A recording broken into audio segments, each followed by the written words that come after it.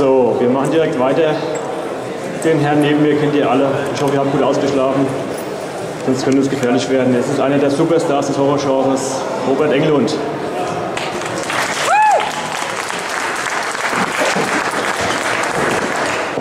Danke.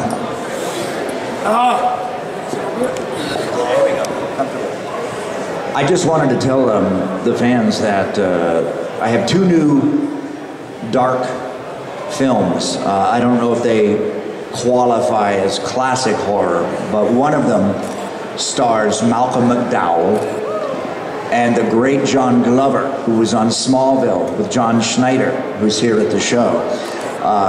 And John's a great actor, and he plays a kind of strange Tim Burton doll maker. And it's in the tradition of the great 70s English horror movies, like Asylum, that have different segments or chapters to them. And that's the one I'm in with John Glover. But Lou Diamond Phillips is also in it, and Malcolm McDowell, as I said. It's called Sanitarium, and it just had its premiere in Miami. You can see the trailer, the preview, on the internet if you look up Sanitarium and go to that site, but check it out. And then I just finished another movie called Cantemir, which is kind of, it's a little bit Twilight, you know, in style. So those are my new projects, but let's do some Q&A. Anybody have any questions, anything at all? I'm an open book. Ask me anything. Nobody? Nobody wants to know anything? Any gossip? Yes, sir. What do I do when I'm free time? Well, I live I live south of Los Angeles in Laguna Beach, and so I do a lot of boogie boarding, you know, that's the body boards. I'm an old surfer, and so I love doing that, and it's actually better exercise because you use your legs too. And I walk the dog on the beach and work in the garden, but I love the new, I'm really addicted to the new cable television shows in America and abroad. They're great, great new stuff being done on, like Game of Thrones, and the great imports from here, The Killing from Scandinavia that we have, Boardwalk Empire by Martin Scorsese. So I'm watching more cable television than I ever have before because it's so great right now. Comedy, horror, you know, The Walking Dead, obviously, but lots of good stuff like that I like. And I'm developing some projects, working on a script with some friends and helping some friends finance movies. I'm hoping to do the sequel to Behind the Mask, because I'm very proud of that. I think it's a good film. Anybody else? Any more questions? Anything anybody wants to know about any of the Nightmare films or any of the other horror movies or anything I've been up to? I've got a, yes, Olaf.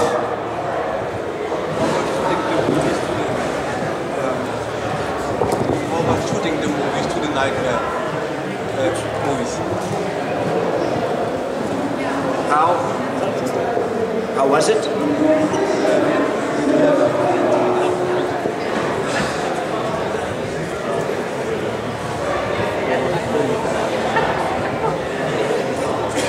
What was it like, the experience? Well, you know, some of the Nightmare movies have blended in my memory together. It's kind of easy to blend part 3 and 4, Dream Warriors and Freddy's Revenge, because they had an overlapping cast.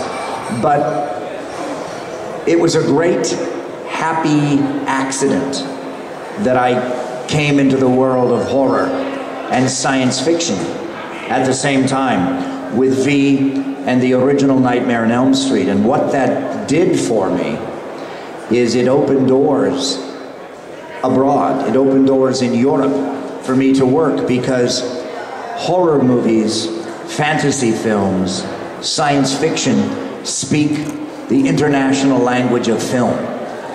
and they travel, they translate much better as cinema to the world audience, to the European audience, to the South American audience, even the Asian audience. So V and Nightmare on Elm Street together enabled me to travel and work abroad. So not only do I work in Hollywood, but I've worked in Canada, Mexico, Russia, Africa. I've worked in Spain, I've worked in Italy, you know, I've worked in England. And this is a great bonus, a great plus for an actor's career to be able to do that. And I love it. And as you get older, it's really fun to travel to Montreal or to Johannesburg, somewhere exotic and fun, and make a movie. As well as, you know, the normal regular work of me, you know, doing an episode of Criminal Minds, or doing an episode of Hawaii Five-0, or doing an episode of Bones in 20th Century Fox, which is just my normal, you know, Robert Englund guest star on TV work. But it's really fun when I get to go off and kill some beautiful young girl in a castle in Spain.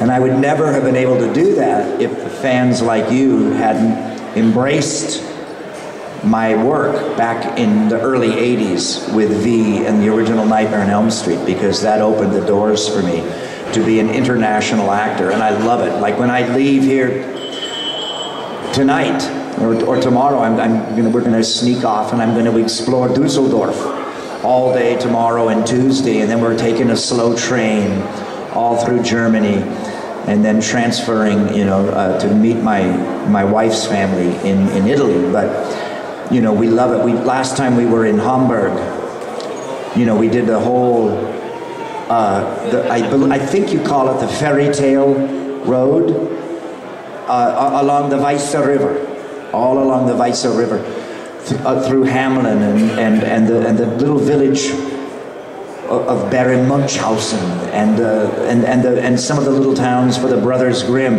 And you know, I know it sounds like a tourist, but for an American, but it was so beautiful. You know, that drive, and we saw such wonderful things. So next time I think I'm going to do the Black Forest. Any more questions, anybody, about anything in Hollywood? Have you guys seen, just curious, what is the most recent horror movie that is sort of a unanimous success? Has Jack the Giant Slayer, is it in Germany? I haven't seen that yet, but I hear if you see it in 3D, IMAX, it's not out, just the trailer? It's out. She says it's out, yeah. I've heard very good things about that film. I haven't seen it, but I liked, the one I saw most recently that I liked was, I like Cabin in the Woods, the Joss Whedon film. Huh? Boy, and I love Richard Jenkins in it, and Bradley Whitfield, and I love it was so original. And the creatures were original too. So that, what the other, is there a new German horror film that I don't know about? Not any that you should know. Not any that I should know, because, you know, I love the Swedish Let the Right One In. Oh, I just thought it was great. And by the way, I'm going to tell you something. I highly, highly recommend this. And I know there's a good German translation. The English translation for the novel Let the Right One In is brilliant, and it's much darker and much more violent than the film, because in the classic vampire tradition, in the book Let the Right One In, the character that's the old man that takes care of the vampire, the little girl, in the book he's like a serial killer. He's a pedophile, he's like Freddy, and he's like Renfield in Dracula. He's like the Renfield character in Dracula. And in the novel, he is much more horrific, and he can't die because he's a vampire. And there's an incredible sequence where he attacks the girl at the end, and he's wounded. And he goes and heals in the snow in Sweden. He literally lives in a hollowed out tree. in the snow, in the forest, near the condominium apartments. It's really amazing. So I really recommend that you, and I'm sure it's translated in the German, the novel of Let the Right One In. It's really great, you guys. It's like a very violent, very dark, great Stephen King. Very good reading. Any questions? You're so shy Sunday morning. Yes? Come up and ask, so we can all hear. By the way, you have a great t-shirt.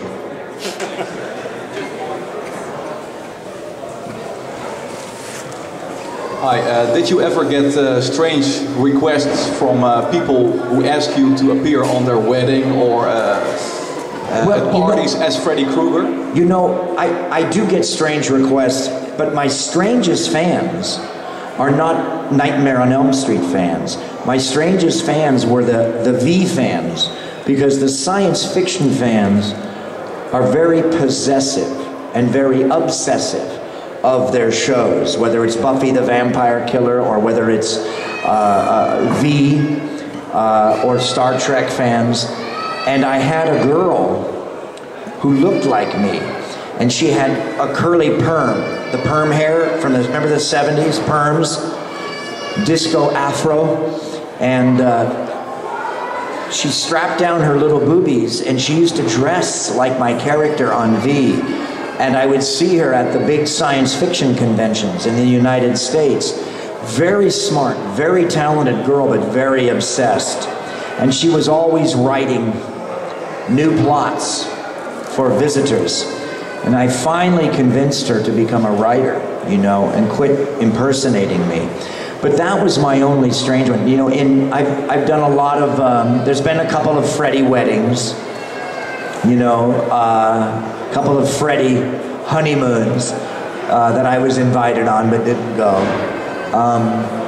And I have a gallery on my website for the Freddy tattoos, but I saw, as far back as the 80s, I saw some really amazing Freddy tattoos, and I've seen, and the best one I saw recently, I think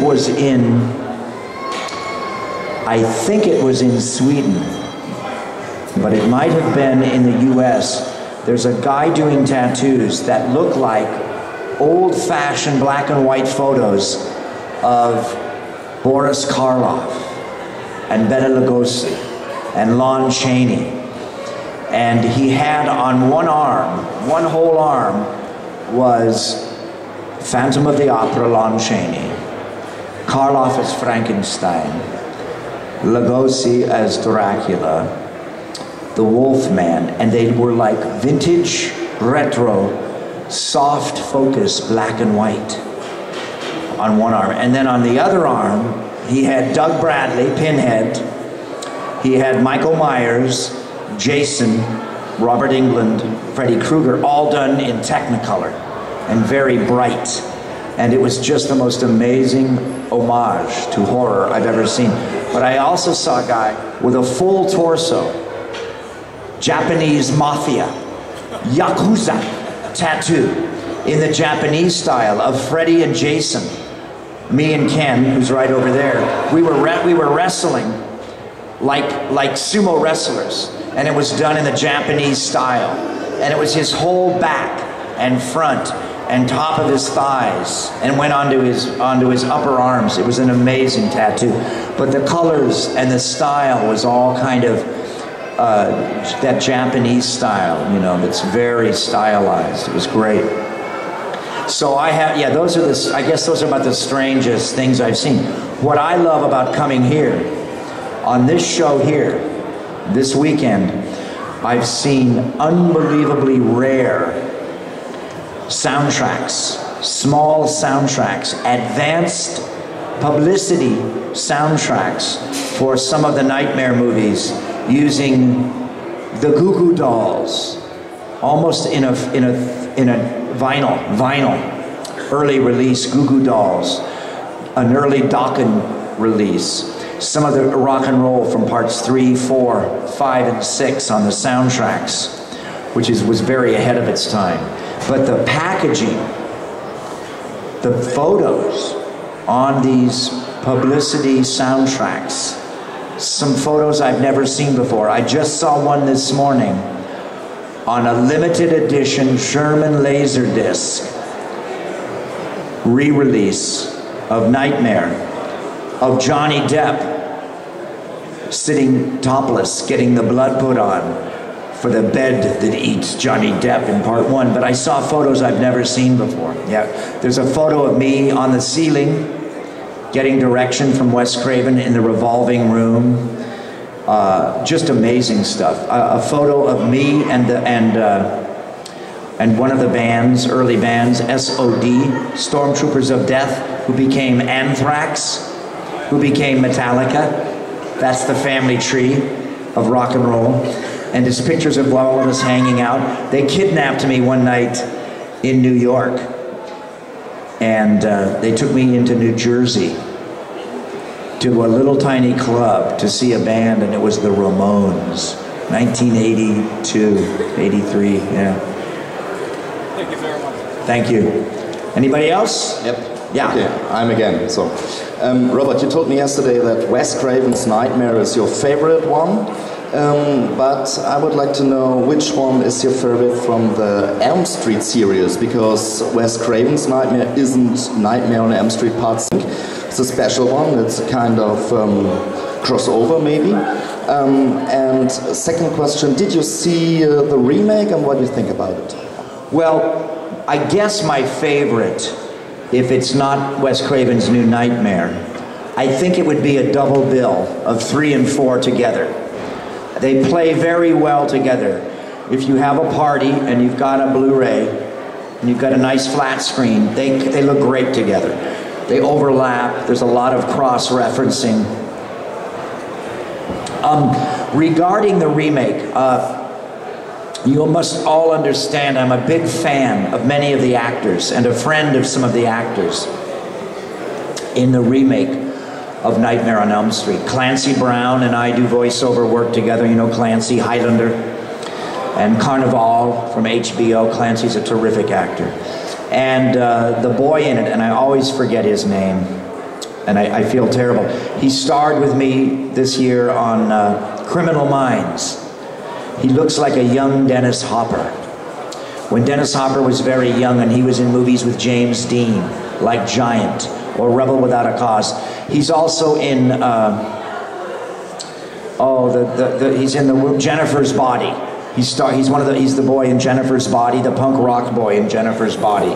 And he also worked with me in a movie called Red with the original Hannibal Lecter, Brian Cox.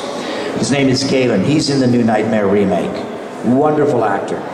I think Connie Britton from Friday Night Lights and the new television series Nashville. She's wonderful, playing the mother. And I like I like Rooney Mara. Although I think because they reshot the new Nightmare, the remake, they reshot a lot of it. They were very worried about it. In the opening, they put a new sequence in the opening. And I think what happens is when that movie starts, the kids are already so damaged and haunted by Freddy that you never get to know them when they're happy. So you don't invest yourself emotionally relating to them. So when Freddy starts knocking them off one at a time, you don't care as much. I also think they probably did the remake a little premature.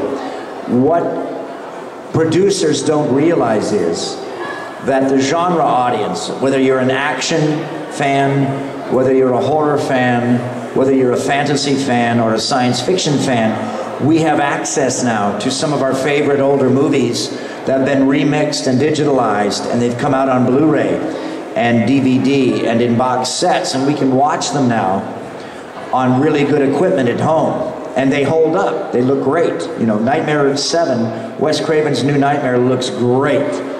Digitally remastered Blu-ray on a flat screen, so that a new generation of fans has discovered the original films. They weren't ready to see a Nightmare remake yet. I think they should have waited a little longer to remake it. So that would be my criticism. I think as brilliant as the makeup is on Jackie, the new Freddy, as brilliant as it is, I think it's a little too real. And because he's melted from the burns, he's been robbed of a silhouette. He's been robbed of a profile. A lot of Freddy is done in shadow and silhouette, and it robs some strength of the shadow and the silhouette of Freddy, because the makeup is very flat from the side, as if Freddy's face was melted from the flames. That's something that they probably only realized after they were into the making the movie, because the makeup is great. The makeup on Jackie's, I like the makeup a lot, but I think that that's probably maybe something that they discovered too late. You know, Freddy lives in the imagination, in the subconscious of his victims. He dwells in the landscape of a nightmare, of a dream. He's not walking around in reality. So every time Freddy appears in the movie, he's a product, a result of somebody's imagination. So he's larger than life. He's existing in a surreal dream, nightmare landscape, which is exaggerated by the fear of that particular victim. So he has to be slightly larger than life. He lives in that world. He dwells in that world. That's what he thrives on. The paranoia and the subconscious of his victims. So to make him too real, he's not a serial killer walking around Dortmund killing girls, you know, in an alley. He's in your head killing. Okay, eine letzte Sache noch. Robert hat es ja gerade schon gesagt, Nightmare mal im Kino gucken. Wer das mal machen will, Nightmare on Elm Street 4, The Dream Master in Wolfsburg am 13. April, ist ein Samstag. Horror Sneak Nacht, der hat uns gestern eine Grußbotschaft gegeben, also mal reingeschaut. Dankeschön. No more questions? We're going out for a beer now? Sunday, here. Okay, I got one more. Who? Where? Here. Okay. What's your worst nightmare you ever had? Well, you know, I'm not sure if I remember the nightmares that have been my worst. Because I have, you know, we all wake up sometimes and it feels like somebody's sitting on your chest. Because when you're in deep REM sleep, I think part of your body is naturally paralyzed. Or that's that thing that goes along with the falling dream. You know, if you're falling in a dream and you actually hit, you can die of a heart attack. I don't like snakes. That's a real fear I have. But I did a movie called Python after Anaconda, and I had to work with a lot of snakes. And I worked with some snakes in the Nightmare movie, so I'm sort of over that fear. I don't like seeing police when I'm driving too fast in my rearview mirror. That's kind of an Alfred Hitchcock fear, I think. And Psycho, Janet Leigh fear. You know, the original Nightmare was motivated by Wes Craven reading the newspaper about Vietnamese refugees and Vietnamese immigrants in the US. And they had moved with a religious group as their sponsor to the Midwest in America. And many of them, like the Balinese, had a tradition when they had a bad dream, they would wake themselves up and write it down, turn it into song lyrics for a song, music, paint it, paint the nightmare away, or turn it into a poem. And when they were in the US, these same refugees, sponsored by these well-meaning religious people in the Midwest of America, they were so disoriented by where they lived. It was so different. The weather was so different from the jungle and the humidity of where they came from that they were unable to wake up and write down their nightmares. And they were dying. This is all a true story. And there were articles in the newspaper about these people. And that was one of the original ideas, one of the original motivations for the Nightmare on Elm Street movie that Wes had read. I remember reading those articles too, before I knew Wes. So at least I don't have a nightmare that bad. At least I can wake up still. Will you all wake up? That is the question. Anyway, thanks for coming, okay? I'm going back to work. I think we're doing photos later. I brought the claw, so if you want me to cut you, I'm happy to do so.